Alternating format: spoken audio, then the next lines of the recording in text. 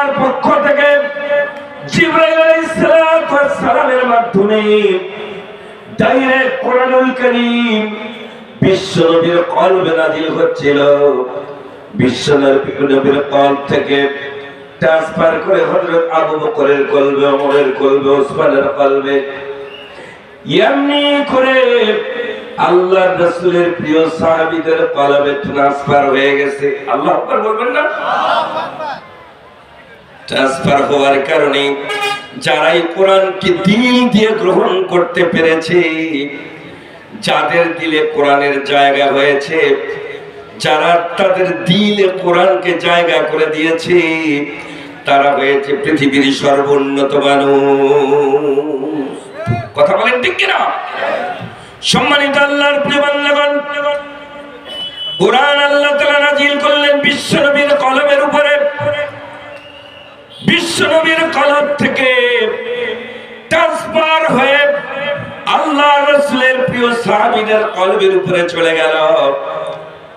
সমস্ত সাহাবীদের কলবের ভিতরে কোরআন, সেখান থেকে ট্রান্সফার হয়ে সাহাবা, তাবেঈন, খুলাফায়ে রাশিদিন, আমিরুল মুমিনিন, আইম্মায়ে মুজতাহিদিন, ট্রান্সফার হতে হতে বর্তমান পৃথিবীর 4 কোটি হাফেজের কলবের উপরে কোরআন। এত নরমাল সুবহানাল্লাহ করে বললেন, আর একটু জোরে বলেন। কোরআন যদি কাগজে থাকতো, ইমানদার জান্নাতি মানুষদের কলবে না থাকতো, বিগত ফ্যাসিস্ট আওয়ামী লীগ হাসিনা এ কোরআনকে জ্বালিয়ে পুরো হয়তো ছারখার করে দিত। কথা বলেন? কারণ কোরআন ওয়ালাদেরকে তো হত্যা করেছে, কোরআন ওয়ালাদেরকে হত্যার ষড়যন্ত্র করেছিল, কোরআন ওয়ালাদের কণ্ঠকে স্তব্ধ করেছিল। পারে নাই যে কোরআন শুধু কাগজে নাই, 2-1টা মানুষের হৃদয়ে নয়, আজকে পৃথিবীর 400 কোটি হাফেজের কলবের ভিতরে কোরআন। এ কোরআনকে কেউ যদি জ্বালিয়ে পুড়িয়ে ছারখার করে দেওয়ার চেষ্টা করে, কিয়ামত হয়ে যাবে। আল্লাহর কোরআনকে কেউ কি পুড়ে ফেলতে পারবে? সম্মানিত আল্লাহর প্রিয় বান্দাগণ, ওই সেই কোরআনুল কারীম আজকে যারা কান দিয়ে শুনে, কান দিয়েছিল ওই কান দিয়ে বের করে দেয়। কোরআন শুনে কোরআনের এরকম মজলিসে প্রধান অতিথি হয়ে আসে, সভাপতি হয়ে আসে, কোরআনের তাফসীর মাহফিলের সভাপতি, মসজিদের সভাপতি, আবার কনসার্টেরও সভাপতি, আবার যাত্রাগানের প্যান্ডেলেরও প্রধান অতিথি। আর এত নরমাল কেন? ঠিক বলে আর একটু জোরে বলেন। ওদের কানে কোরআন শুনে কিন্তু কলবে স্পর্শ করে না, কারণ ওই কলবের ভিতর, কলব তো পবিত্র নয়। যে কলব পবিত্র নয়, যে হৃদয় অপবিত্র, যে হৃদয় নাপাক, ওই নাপাক হৃদয়ে কখনো কোরআনে স্পর্শ করতে পারে না। কথা বলেন ঠিক কিনা? কোরআন পাক না নাপাক? তাহলে যে অন্তর পবিত্র সেই অন্তরে কোরআন ঢুকবে, যে অন্তর অপবিত্র, আমার মতো করে বিশ্ব নবী পর্যন্ত অপবিত্র আবু জেহেল অন্তরে কোরআন ঢুকাতে পারে নাই, আবু লাহাবের অন্তরে কোরআন ঢুকাতে পারে নাই। আজকে আমরা গোটা বিশ্বে চেষ্টা করছি কোরআনকে মানুষের কলবে ঢুকানোর জন্য, কিন্তু তাদের কলবে তো শয়তান প্রসাব করে দিয়েছে, অন্তর হলো নাপাক, যার করে তাদের অন্তর কোরআন স্পর্শ করে না। কথা বলেন ঠিক কিনা? সম্মানিত আল্লাহর প্রিয় বান্দাগণ, কোরআন কলবে নিতে হলে আগে কলবটাকে স্পর্শ পবিত্র করতে হবে, পাক করতে হবে। কারণ আল্লাহ সুবহানাহু ওয়া তাআলা বলেছেন চমৎকার করে, লা ইয়ামাসসুহু ইল্লাল মুতাহহারুন। নাপাক ছাড়া, পবিত্রতা ছাড়া কোরআন কেউ স্পর্শ করতে পারবে না। সম্মানিত আল্লাহর প্রিয় বান্দাগণ, আমি আর সেদিকে যাব না। কোরআন যাদের হৃদয়ে আছে, যাদের কলবে কোরআন গ্রহণ করেছে, জেল, জুলুম, রিমান্ড, আয়নাঘর, মৃত্যুদণ্ড, ফাঁসি, গুম, খুন, এগুলো কোনো কিছুই তাদেরকে আটকাতে পারে নাই। আর একটু জোরে বলেন ঠিক কিনা? কারণ তাদের কলমে আছে কি? কোরআন। চিৎকার করে বলেন কি? কোরআন। ব্রিটিশেরা, ইংরেজেরা আমাদের এই মহাভারতকে দখল করে তারা মনে করেছিল ইসলামকে শেষ করে দেবে। এক পর্যায়ে ব্রিটিশ প্রেসিডেন্ট চিন্তা করলো যে ব্যাপারটা কি, এত মুসলমান হত্যা করা হলো, এত আলেম ওলামা হত্যা করা হলো, তারপর মুসলমানেরা মাঝে মাঝে একেবারে মাথা চাড়া দিয়ে উঠে আমরা ঠেকাতে পারি না, বিষয়টা কি? গোল্ড স্টোন তার সেক্রেটারিকে দিয়ে একটা কমিটি গঠন করে এই কারণটা, এইটা তথ্যটা সংগ্রহ করার জন্য চেষ্টা করলো।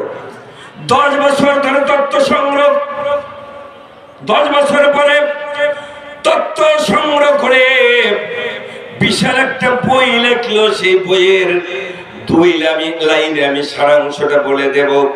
Colston Nicholas, so long as the Muslim have the Quran, we shall be unable to demand to them. We must protect or for them. Colston বলল বিশাল বইয়ের 2 লাইনে সারাংশটা প্রেসিডেন্টকে বলল, প্রেসিডেন্ট, কিয়ামত হয়ে গেলেও আল্লাহর কোরআনের পাগলদেরকে কোরআন থেকে কোনোদিন বিমুখ করা যাবে না। কোলেস্টন বলল মুসলমানদেরকে দমানো কখনোই সম্ভব নয়। প্রেসিডেন্ট বলল ব্যাপার কি, কেন দমানো সম্ভব নয়?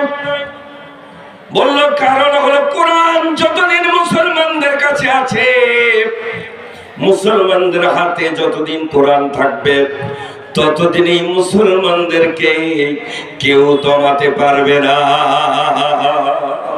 আল্লাহু আকবার বলবেন না? তাহলে কি করা যাবে? একটা কাজ করা যেতে পারে। কি কাজ? কোরআন কপি আকারে থাকবে, কাগজের বই আকারে থাকবে, তবে কোরআনের মহব্বত যদি মুসলমানদের কলিজাত থেকে বের করে নেওয়া যায়, তাহলে মুসলমানদের উপরে বিজয় অর্জন করা সম্ভব, নইলে কোনোদিন সম্ভব নয়। নাউজুবিল্লাহ বলবেন না? তারা চেষ্টা করলো, কিন্তু পরীক্ষা নিরীক্ষা করে যে রেজাল্টটা পেল সেটা হলো মুসলমানের কাগজের কোরআনগুলি পুরো সরকার করে দেয়া যেতে পারে। পৃথিবীর লক্ষ কোটি কোরআনের হাফেজ আছে, তাদেরকে তো হত্যা করা সম্ভব নয়। সুতরাং মুসলমানদের কলিজায় যতদিন কোরআন আছে, কোরআনের মহব্বত আছে, ততদিন এই পৃথিবী থেকে কোরআন উৎখাত করা কখনোই সম্ভব নয়।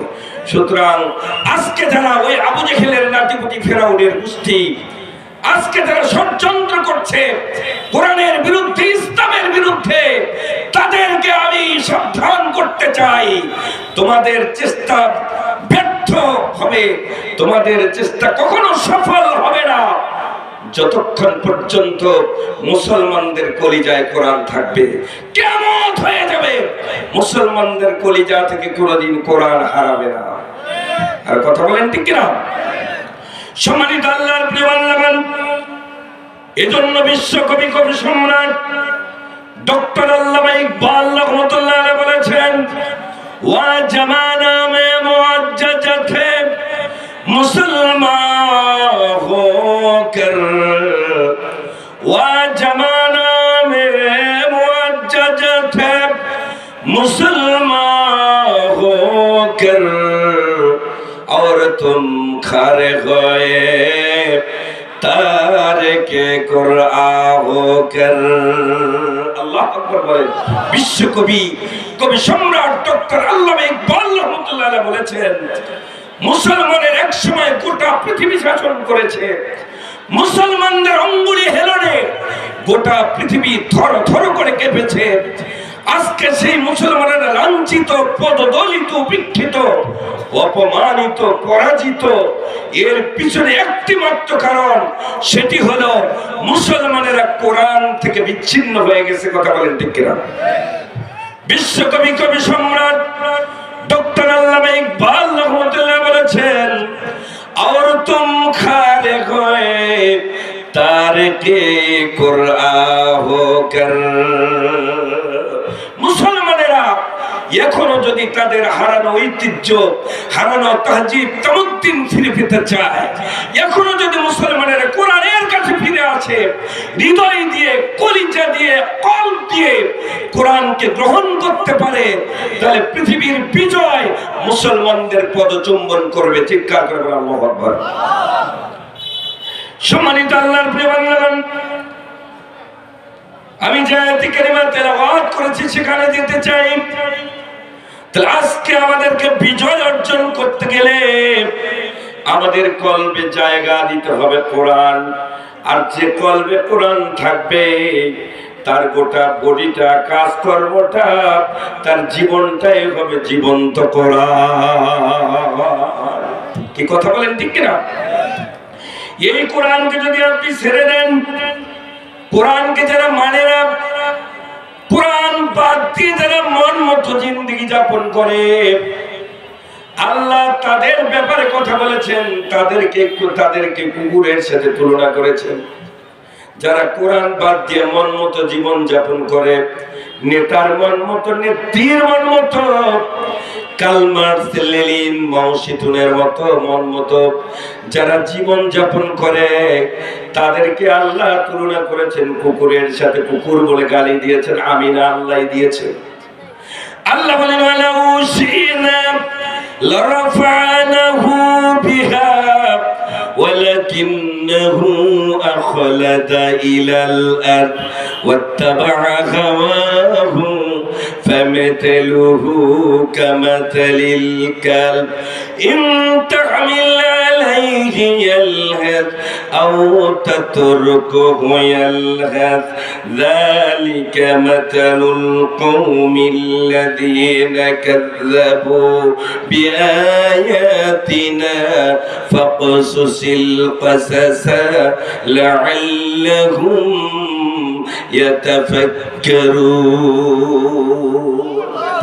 আল্লাহ বললেন ওয়ালাউ শিনা, আমি আল্লাহ যদি ইচ্ছা করতাম, লারাফানাহু বিহা ওয়ালাকিন্নাহু আখলাদা ইলাল আরদ, আমি তাদের মর্যাদা বাড়িয়ে দিতাম, তাদের ক্ষমতাকে পাকাপোক্ত করতাম, জমিনে তাদেরকে আমি প্রতিষ্ঠিত করে দিতাম, ক্ষমতা কোনোদিনও হারাইতো না।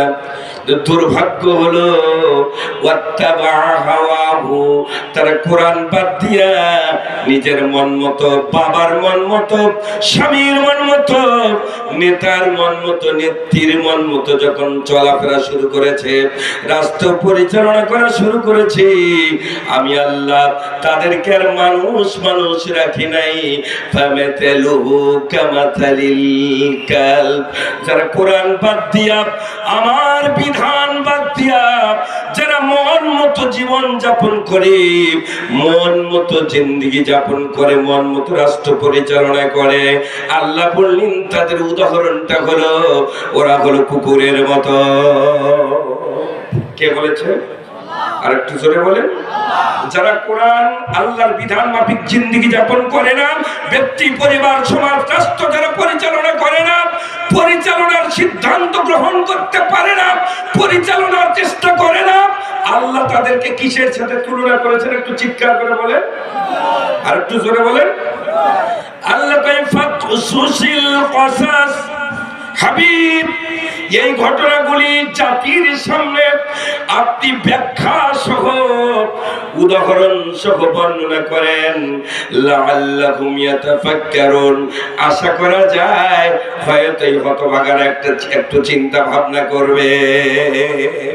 সম্মানিত আল্লাহর প্রিয় বান্দাগণ, শুধু তাই না, যারা কোরআন ছেড়ে দিয়েছেন, কোরআন ছেড়ে মন মতো জিন্দেগি যাপন করে, তাদের ব্যাপারে আল্লাহ রাব্বুল আলামিন বলেছেন, ইন্না শাররাদ দাওয়াবি ইনদাল্লাহিস সুলসুমুল বুকুমুল লাযীনা লা ইয়াকিলুন। আল্লাহ বলছে ওই সব লোক, হাইওয়ান, চতুষ্পদ জন্তু, জানোয়ারের চাইতে নিকৃষ্ট, যারা কোরআন শোনার ব্যাপারে বধির, বোবা, এবং যারা বিবেককে কাজে লাগায় না, বিবেক বুদ্ধি যারা কাজে লাগায় না, তারা চতুষ্পদ জন্তু জানোয়ারের চাইতেও নিকৃষ্ট। কে বলেছেন? আরেকটু জোরে বলেন, আরেকটু জোরে বলেন। ও আল্লাহর বান্দারা, আল্লাহ রাব্বুল আলামিন চমৎকার করে কুরআনুল কারীমের ভিতরে মানুষকে বানরের তুলনা করেছেন। আল্লাহ বললেন, যারা আল্লাহর বিধান পালনের ব্যাপারে ছলচাতুরি করে